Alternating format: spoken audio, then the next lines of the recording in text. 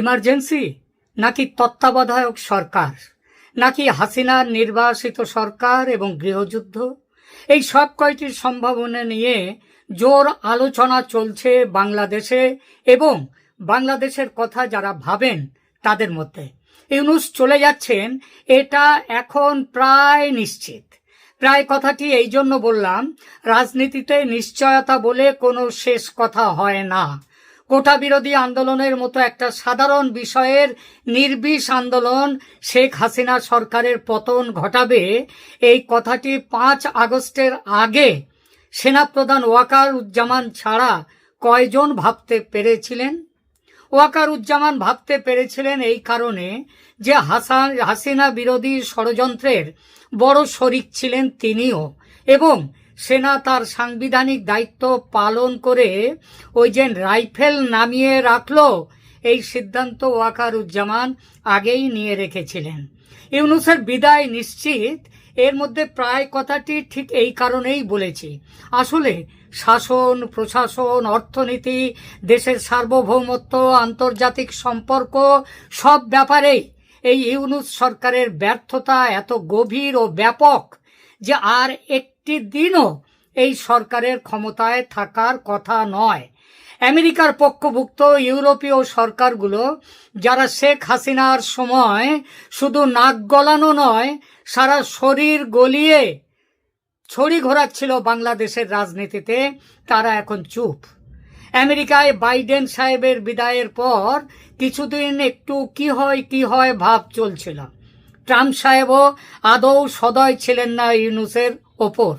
এখনো যে তিনি সদয় তা নন, শুধু করিডর নিয়ে, চট্টগ্রাম বন্দর নিয়ে, সেন্ট মার্টিনস আইল্যান্ড নিয়ে ব্ল্যাকমেল করার জন্য ইউনূসকে বহাল রেখেছেন পদে।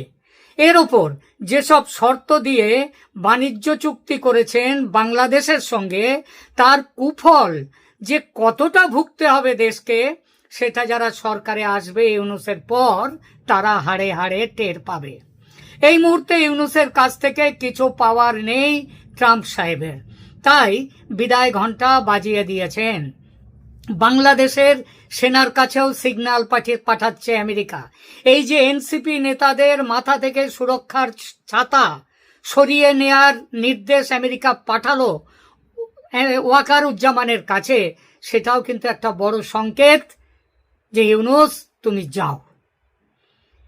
আধিকারিক পুষ্টি পায়নি বটে, এবং এসব ব্যাপারে আধিকারিক পুষ্টি হয়ও না, তবু খবর পেয়েছি ইউনূসের বিকল্প মন্ত্রিসভা গঠনের জন্য প্রয়োজনীয় ব্যবস্থা নিতে নির্দেশ পেয়ে গেছেন ওয়াকার সাহেব।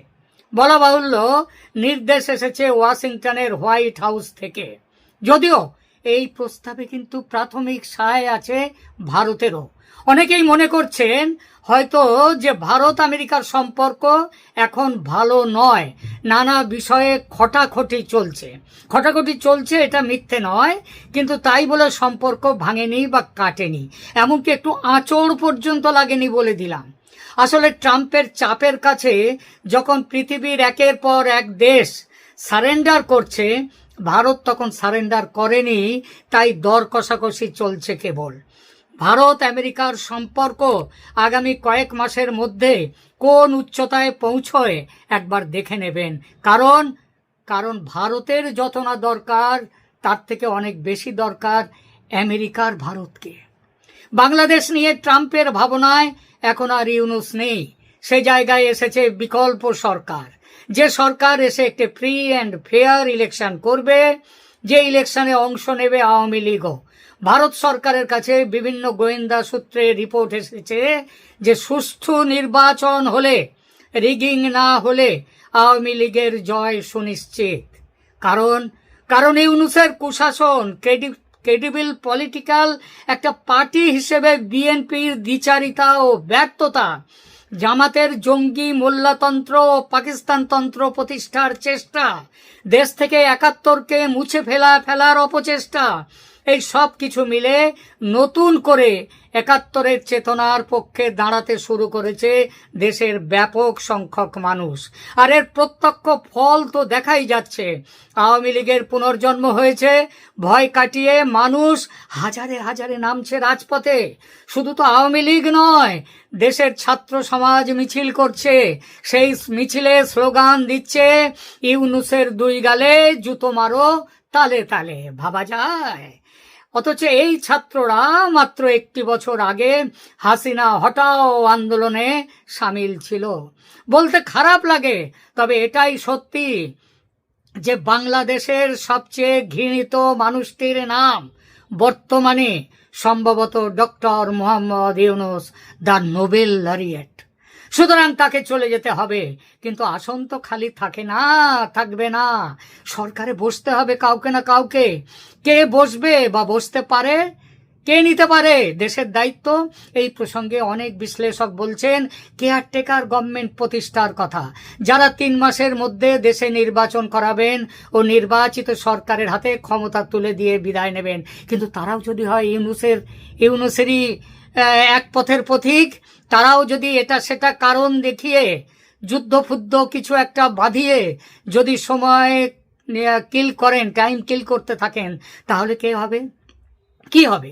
কেউ বলছেন দেশে প্রেসিডেন্সিয়াল রুল বা রাষ্ট্রপতির শাসন জারি করে রাষ্ট্রপতি নিজেও সরকার চালাতে পারেন না। স্যার, পারেন না।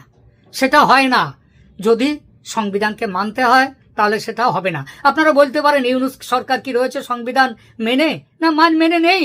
আর সেজন্যই তো তার বিরোধিতা আরো বেশি করে হচ্ছে এবং ভবিষ্যতে এর জন্য জবাবদিহি করতে হবে। বাংলাদেশের সংবিধানে রাষ্ট্রপতির শাসন, তার থেকে বড় কথা কি জানেন? রাষ্ট্রপতির শাসন জারি করার কোনো ব্যবস্থাই নেই বাংলাদেশের সংবিধানে। ভারতের বিভিন্ন রাজ্যে রাষ্ট্রপতির শাসন হতে পারে, কিন্তু কেন্দ্রে কখনো রাষ্ট্রপতির শাসন ভারতেও হতে পারে না। এটা একই অবস্থা বাংলাদেশেও। তৃতীয় যে সরকার গঠনের সম্ভাবনা, সেটি হলো ন্যাশনাল ইমার্জেন্সি ঘোষণা করে দেশ চালানো, সরকার চালানো। বাংলাদেশের সংবিধানের 9 ধারায় রাষ্ট্রপতিকে ক্ষমতা দেয়া হয়েছে দেশে ইমার্জেন্সি বা জরুরি অবস্থা ঘোষণার। যদি বহিঃশত্রুর আক্রমণ বা অভ্যন্তরীণ গোলযোগের ফলে দেশের সুরক্ষা, নাগরিকদের স্বাধীনতা, অর্থনীতি এসবগুলো ক্ষুণ্ণ হওয়ার সম্ভাবনা থাকে, তাহলে রাষ্ট্রপতি জরুরি অবস্থা জারি করতে পারেন। তবে এখানেও একটা খুব বড় তবে আছে। এই তবেটা হলো রাষ্ট্রপতি তখনই তিনি এই ইমার্জেন্সি বা জরুরি অবস্থা জারি করতে পারেন যখন প্রধানমন্ত্রী সুপারিশ করবেন। প্রধানমন্ত্রীর সুপারিশ নিতে হবে রাষ্ট্রপতির শাসন জারি করতে গেলে, এবং তারপরে পার্লামেন্ট যখন পার্লামেন্ট বসলে পার্লামেন্ট থেকে অ্যাপ্রুভ করে নিতে পারে। পার্লামেন্ট তো বাংলাদেশের ভেঙে দেওয়া হয়েছে, কিন্তু সেটা আবার ফিরিয়েও নেওয়া যায়। 2-4 জন নিহত হতে পারেন, ঠিকই সম্ভাবনা আছে, কিন্তু তাহলে বাকিরা বৃহৎ সংখ্যক সাংসদরা তো আছেন, তাদেরকে দিয়ে পরে পার্লামেন্ট পুনরায় বসিয়ে অ্যাপ্রুভাল নিয়ে নেওয়া যেতে পারে। সংবিধান মোতাবেক এটাই হলো ইউনূসকে সরিয়ে দেওয়ার পর যে পথে শাসন ব্যবস্থা চলতে পারে তার সর্বোত্তম পদ্ধতি। এতে সংবিধান ভাঙা হয় না। এইবার প্রশ্ন ওঠে, কি বলছেন সংবিধান ভাঙা হয় না? সংবিধান তো ভাঙা হয়ে গেছে, প্রধানমন্ত্রী তো নেই, তাহলে রাষ্ট্রপতিকে কে সুপারিশ করবে জরুরি অবস্থা জারির জন্য? এই সুপারিশ ছাড়া যদি জরুরি অবস্থা জারি করেন তিনি, সেটা হলে তিনি তো নতুন করে সংবিধান অবমাননা করবেন, তাই না? তাহলে কি হবে? এই সমস্যারও সমাধান আছে। প্রধানমন্ত্রী শেখ হাসিনা পদত্যাগ করেননি, এটা শুধু তিনি নিজে যে বলেছেন তা নয়, স্বয়ং রাষ্ট্রপতি স্বীকার করেছেন। অর্থাৎ আইন অনুযায়ী এখনো দেশের প্রধানমন্ত্রী শেখ হাসিনা। স্বয়ং রাষ্ট্রপতি স্বীকার করার ফলে এই ব্যাপারে কারো কোনো প্রশ্ন তোলার সম্ভাবনা নেই। শেখ হাসিনাকে তাই সসম্মানে ফিরিয়ে এনে তাকে দিয়ে সুপারিশ করিয়ে জরুরি অবস্থা জারি করা যায়। মনে রাখবেন, তেমন হলে শাসনের ক্ষমতা কিন্তু থাকবে প্রধানমন্ত্রী হিসেবে শেখ হাসিনার হাতেই। এই প্রস্তাবের বিপক্ষে ঝড় তুলবেই জামাত, বিএনপি, এনসিপি সহ ইউনূসের সহযোগীরা তথা আওয়ামী লীগের বিরোধীরা। তারা মানতেই চাইবে না এটা। মনে মনে বিরোধিতা করবেন তাদেরই সঙ্গে ওয়াকারুজ্জামানও, কারণ তার বড় ভয় ভবিষ্যতে কোর্ট মার্শাল হতে পারে তার। ভারত খুব চেষ্টা করছে শেখ হাসিনাকে এভাবে ক্ষমতায় নিয়ে এসে ঢাকায় ফেরত পাঠাতে। এজন্য ট্রাম্প প্রশাসনের ওপরও চাপ সৃষ্টি করছে ভারত। এখানে ইতিমধ্যে উপরাষ্ট্রপতি আমেরিকার জেডি ভান্স, সেখানকার secretary of state Marco Rubio এবং তুলসি গ্যাবার্ড, তাদের সঙ্গে এই সমস্ত ব্যাপার নিয়ে স্বয়ং ভারতের পররাষ্ট্রমন্ত্রী এস জয়শঙ্কর এবং ভারতের national security adviser Ajit Doval তাদের সঙ্গে কথাবার্তা শুরু করে দিয়েছেন। সুতরাং জরুরি অবস্থা জারির মাধ্যমে শাসনে ফিরতেই পারেন শেখ হাসিনা। যদি না হয় এটা, ওই আবার যদি প্রশ্ন, ইফস অ্যান্ড বাটস, এগুলো তো ফেলে দেওয়া যায় না, আর রাজনীতিতে এগুলো রাখতেই হয়। তাই বলছি, যদি না হয় এটা, তাহলে রাষ্ট্রপতি কি করবেন? রাষ্ট্রপতি করতে পারেন যেটা, গত আগস্টের মতো সুপ্রিম কোর্টের অভিমত নিয়ে বিকল্প উপদেষ্টা পরিষদ গঠন করতে পারেন, 3 মাসের মধ্যে ভোট করার জন্য একেবারে স্পষ্টভাবে নির্দেশ দিয়ে। এবারের সুপ্রিম অভিমত, এবার যদি এইভাবে রাষ্ট্রপতি সুপ্রিম কোর্টের অভিমত চান, সেটা হলে এটা তিনি ওই গত বছর যে জালিয়াতি করে ইউনূসকে ক্ষমতায় বসিয়েছিল জামাত এবং বিএনপি এবং তাদের সহযোগীরা, সেই জালিয়াত চিঠির মতো সেবার কোনো মিটিংই হয়নি বিচারপতিদের সুপ্রিম কোর্টের। এবার সেটা হবে না, এটা নিশ্চিত করে বলা যায়। এই পদটি অসাংবিধানিক হবে ঠিকই, তবে রাষ্ট্রপতির হাতে সুপ্রিম কোর্টের রক্ষা কবচ কিন্তু থাকবে। ধরা যাক নতুন উপদেষ্টা পরিষদ এসেও ভোট করতে গড়িমসি করলেন ইউনূসের মতো, কিংবা ইউনূস কপাল জোরে থেকে গেলেন তার পদে। ওই যে বলেছিলাম না, প্রায় নিশ্চিত ইউনূসের চলে যাওয়া, ধরুন সেই প্রায়টাই জোর হয়ে গেল এবং ইউনূস থেকে গেলেন তার পদে, তাহলে কি হবে? এখানে আসে হাসিনা কি ভাবছেন সেই প্রশ্নটি এবার আসছে। হাসিনা ঠিক করেই ফেলেছেন, তেমন হলে গভর্নমেন্ট ইন এক্সাইল বা নির্বাসিত সরকার গঠন করে দেশ দখলের লড়াইতে নামবেন। এই লড়াইয়ে ভারত যে তার পাশে থাকবে এটাও নিশ্চিত। যদি বাংলাদেশ সেনাবাহিনী হাসিনার বিরোধিতায় নেমে আসে, দৃঢ় প্রতিজ্ঞ হয়, তাহলে কি হবে? আমার ধারণা সে ভুল। ওয়াকারের সেনা করবে না।